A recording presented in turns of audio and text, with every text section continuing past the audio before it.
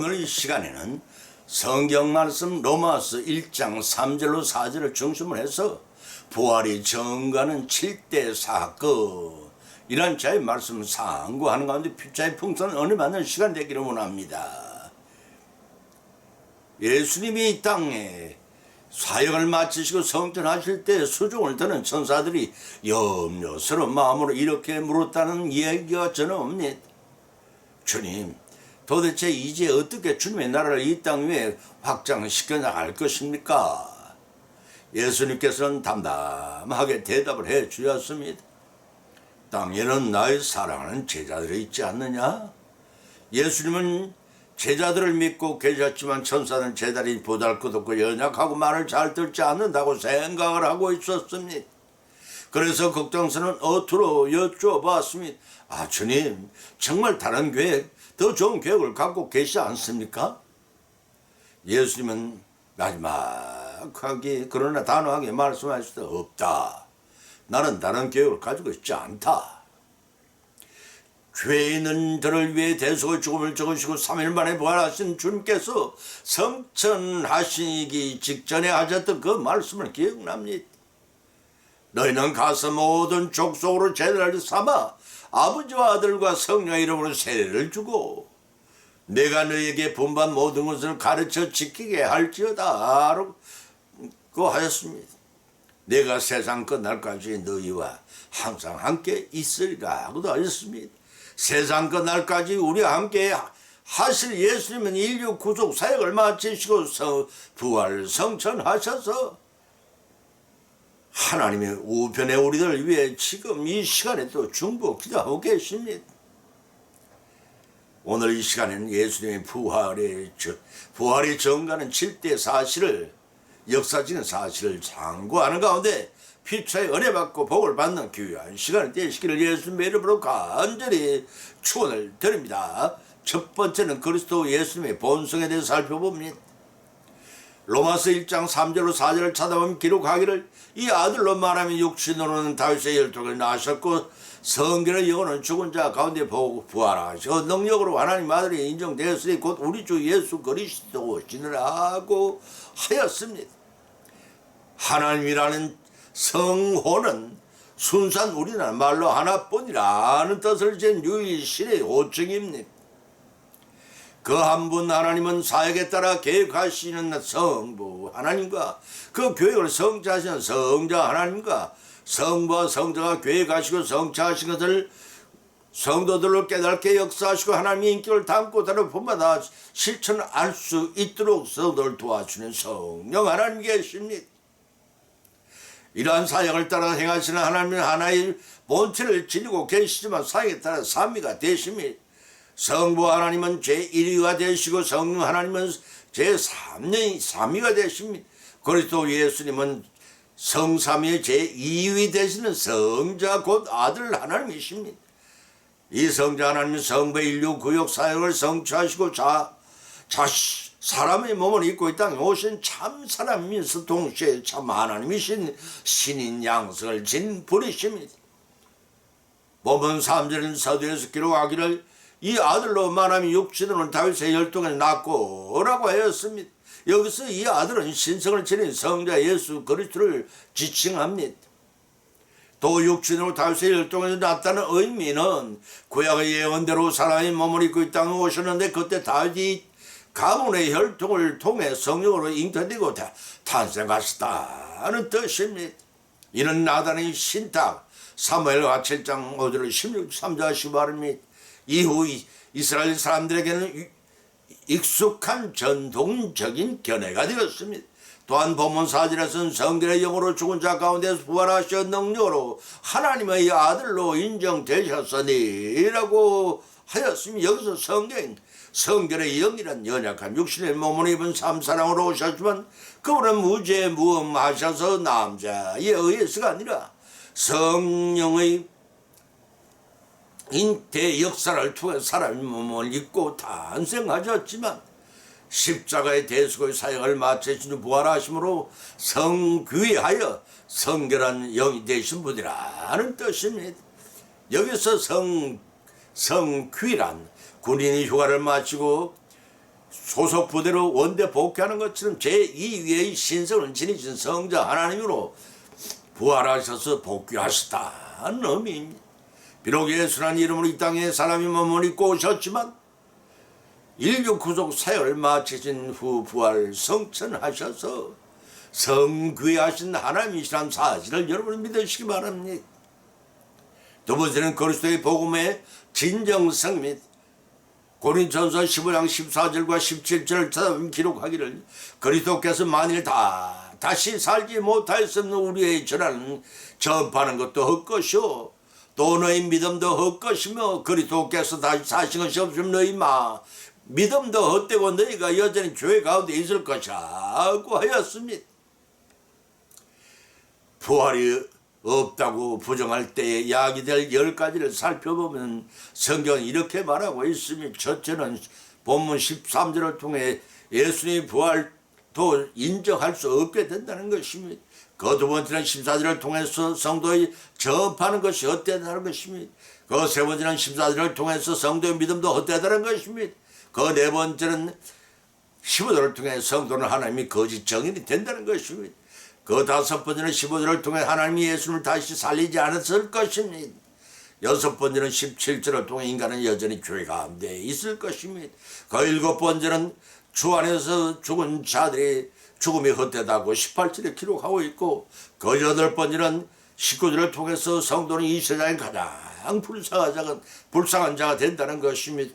그 열 번째는 본문 12절로 19절을 통해서 기독교의 모든 구원 교리가 거짓된다는 것입니다. 그러나 예수 그리스도께서 십자가를 통해 인류 구속 사역을 성취하시고 죽은 자 가운데 부활 성천하셔서 영원한 대제사장의 역할을 다 감당하심으로 복음의 진정한 진리임을 증거해 주셨습니다. 그리스도의 부활은 성도에서 구원과 믿음의 근거가 되는 중요한 사건이었습니다. 그래서 자신이 갖는 믿음이란 근거는 무엇인지 대상은 누군지를 다시 점검해보고 참된 기초 위에 세워진 믿음 생활을 영위해 나가야 한다는 것입니다. 내 말이 아니라 사도행전 4장 12절의 말씀입니다. 성도에게 예수 그리스도의 부활을 통한 구원과 생명과 소망이 없다는 모든 삶은 어리석은 무가치한 것이 될 것입니다. 그렇기 때문에 이 세상의 삶에 미련을 두지 않고 부활의 소망을 갖고 하늘의 영원한 삶을 염원하는 것입니다. 따라서 성도들은 복음을 위해 당하는 고난도 꿋꿋이 이겨내고 힘겨운 세상의 삶도 믿음으로 감수하며 날마다 신앙의 성리를 이끌어 가시는 믿음의 여생이 되시기를 우리 주님 예수 그리스도로 간절히 축원합니다. 세 번째는 천국 구원의 확실성에 대해 살펴봅니다.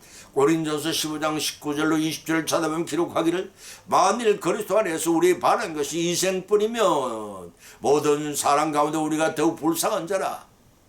그러나 이제 그리스도께서 죽은 자 가운데 다시 살아 잠자는 자들이 첫 열매가 되셨느니라고 밝혀있습니다.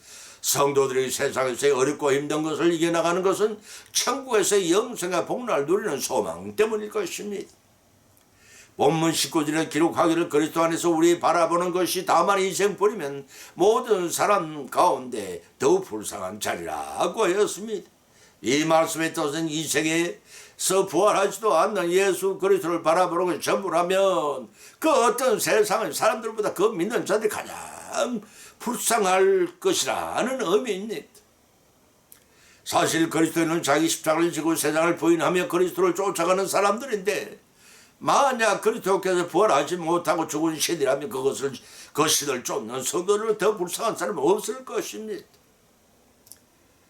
이방 신을 쫓는 자들은 죽은 신을 쫓지만 세상을 부인하지 않습니다.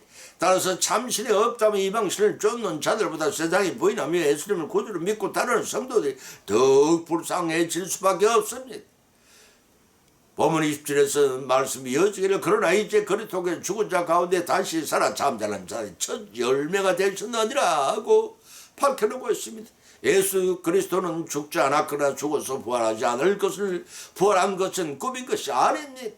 예수님은 십자가에 박히시고 로마 군병의 확인 사살의 창에 옆구리가 찌르설 때 한 방울의 물과 피까지 다 쏟아져 내렸습니다. 그것은 과학적으로 사망을 의미합니다. 때문에 예수 그리스도는 완전히 죽은 무덤에 장사 진마되었다가 죽음의 권세를 이기고 부활하신 것입니다. 그래야 잠자는 자의 첫 열매가 되셨던 것입니다. 구약의 이스라엘 백성을 처음 거둔 만물의 열매를 하나님께 드렸습니다. 그것은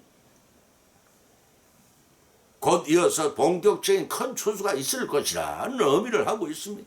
그와 같이 예수님께 잠자는 자의 첫 열매가 됐다는 것은 전 열매로서 부활하심으로 곧 이어서 모든 성도들이 그리스도의 부활을 따라 부활할 것을 암시하는 말입니다. 본질을 잠자는 자는 하나님 믿다가 먼저 죽은 자들로서 주님의 부활을 기다리는 성도들을 가리킵니다.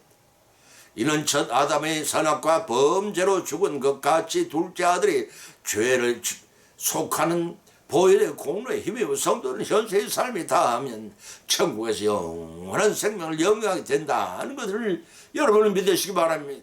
세 번째는 사망에 대한 그리스도의 승리에 대해서 살펴봅니다.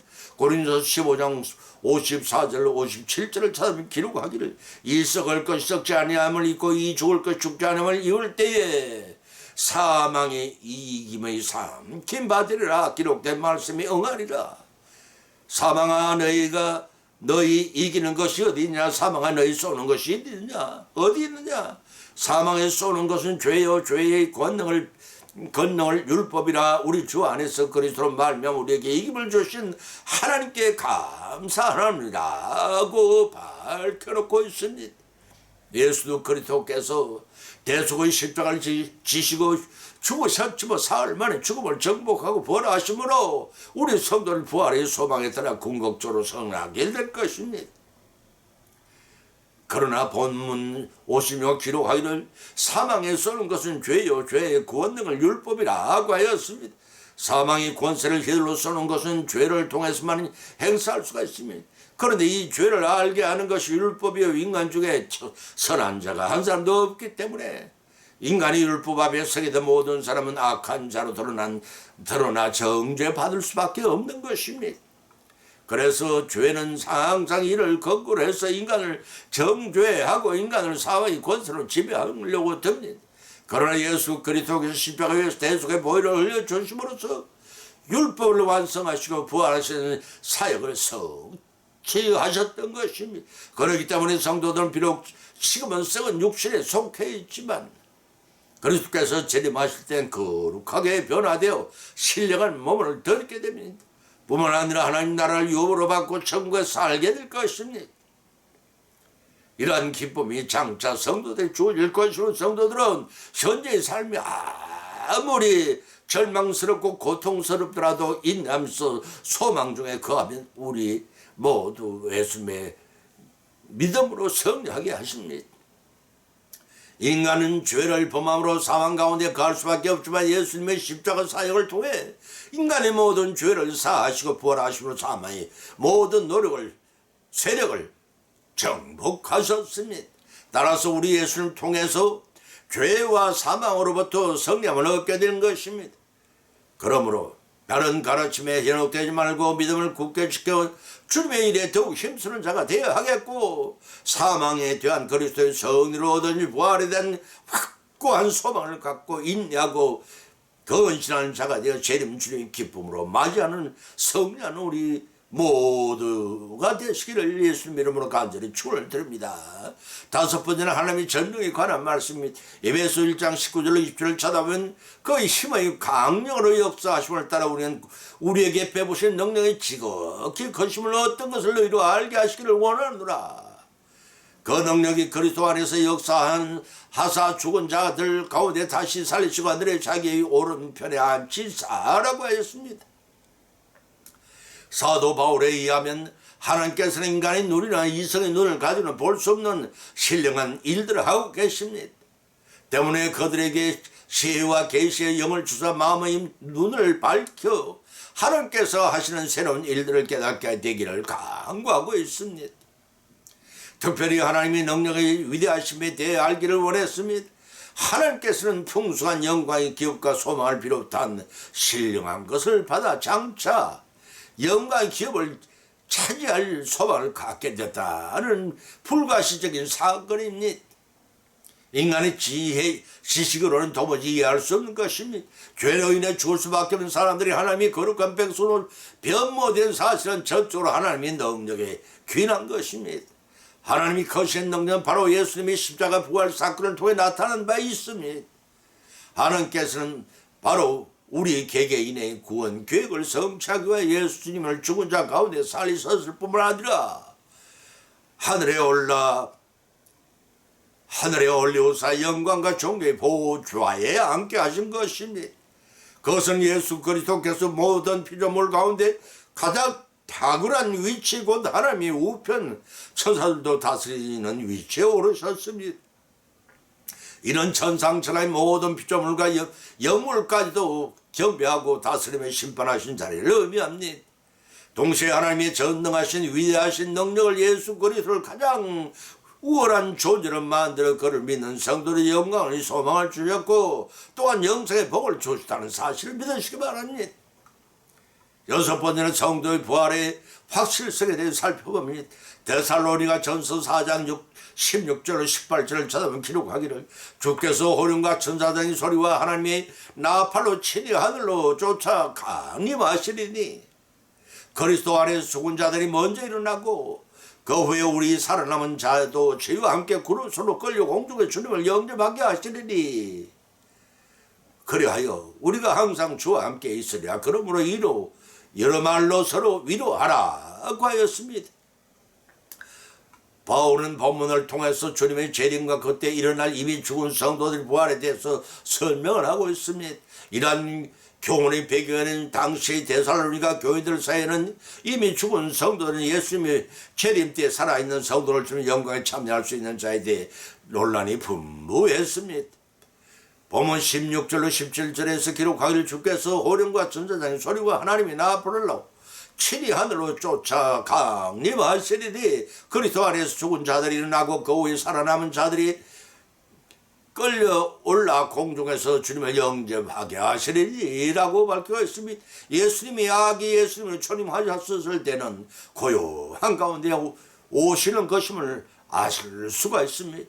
개선하는 왕의 행렬처럼 하늘에서 강림하시면서 천장 미가엘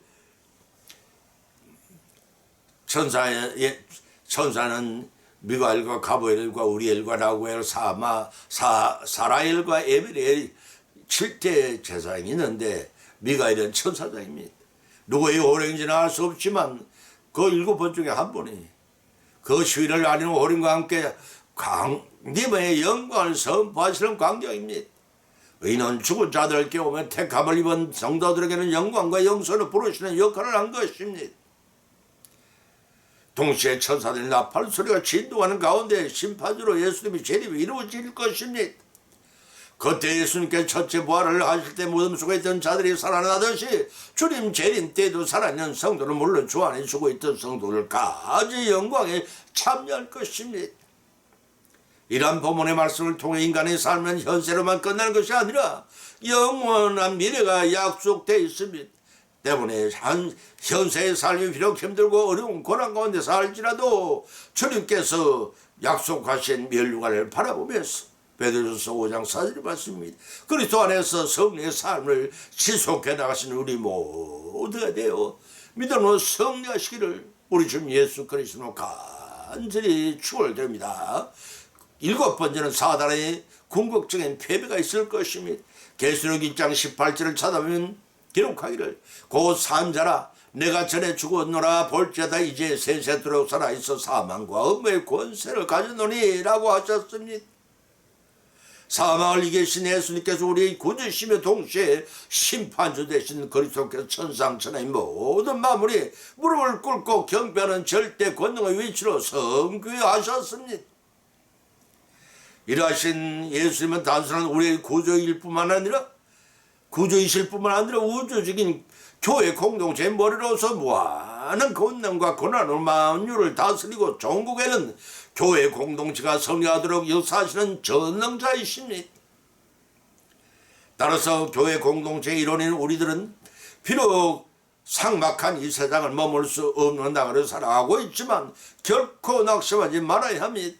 왜냐하면 우리보다 더 극심한 핍박과 반란한 가운데서도 주 안에서 신앙과 신앙인이 행해야 할 바를 버리고 성령 초대교회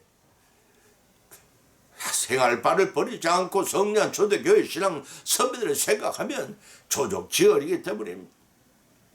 사단의 권세가 아무리 강하고 혹심하게 핍박할지라도 그 환난과 고통은 성도가 이 땅에 머무는 순간까지 일평생에 국한된 것에 불과합니다. 왜냐하면 여자의 후손이신 예수 그리스도께서 십자가 대속의 죽음에서 사흘 만에 부활하심으로써 사망의 권세를 깨뜨리고 정복하시는 저항을 능력을 완전히 상실했기 때문에 종말의 재림 주님이 심판하시고 무정에 가두셨다가 천년 왕국이 끝날 무렵 다시 천년 왕국 백성들의 믿음을 선별하는 도구로 잠시 쓰여졌다가 불못에 던져지는 최후를 마칠 존재들입니다. 따라서 사단의 권세를 조금도 두려워할 필요가 없다는 것입니다. 우리 주님은 연단을 통과한 모든 성도들에게 영생 천국의 사망과 업무의 권세를 가지신 주님의 은혜 가운데 보호를 받으며 영생을 누리게 될 것입니다. 이를 믿고 하나님 부르신 날까지 인내로 성령 유업을 받고 영생의 기쁨을 누리시는 우리 모두 다 믿음으로 성령하시기를 예수님의 이름으로 간절히 축원드립니다. 결론을 맺습니다. 오늘의 본 말씀을 상관한 건데 부활의 정가는 7대 사실에 대해서 믿음대로 은혜를 받고 또한 7가지 교훈을 받았습니다. 첫 번째는 그리스도의 신성입니다. 부활의 권력을 입어 성천하시고 성자 하나님부터 성교하심을 통해 알 수가 있습니다. 그 두 번째는 그리스도의 복음의 진정성입니다. 예언대로 성육신하시고 십자가 대속의 죽음을 통해 인류 구속 사역을 성취하셨으며 이를 믿는 자들에게 영생의 구원을 이루게 하십니다. 그 세 번째는 천국 구원의 확실성입니다. 부활의 천년류가 되심으로 우리도 부활의 소망을 통해 영생을 누릴 수 있다는 것입니다. 그 네 번째는 사망에 대한 그리스도의 성례입니다. 여자의 후손 오신 예수님께서 십자가에서 우리의 죄를 대신하여 속죄의 죽음을 돌아가신 후 3일 만에 살아나신 예수님께서는 사단의 사망의 권세를 깨뜨리고 승리하신 것입니다. 그 다섯 번째는 하나님의 전능성입니다. 예수님 부활을 통해서 우리를 성도들도 영생을 얻을 수 있게 하시고 천국 기업을 유업으로 받게 하시는 전능의 하나님이십니다. 그 여섯 번째는 성도의 부활의 확실성입니다. 부활의 소망을 통해 주님이 재림하신 날 주 안에서 죽은 자들은 물론 끝까지 인내로 믿음을 지킨 성도들이 신령한 몸을 입고 성전한 영광을 입을 것입니다. 그 일곱 번째는 사단의 궁극적인 패배입니다.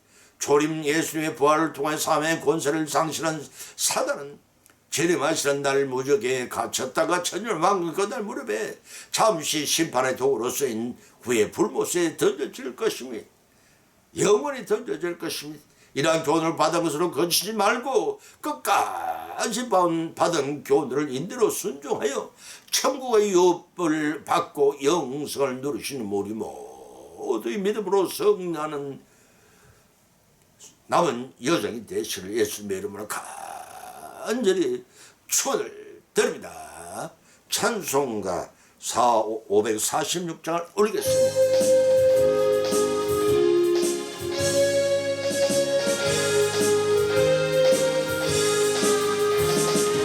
주님 약속하신 말씀 위에서 영원토록 주님 찬송하리라. 소리 높여 성주께 영광 돌리며 약속 믿고 굳게 서리라.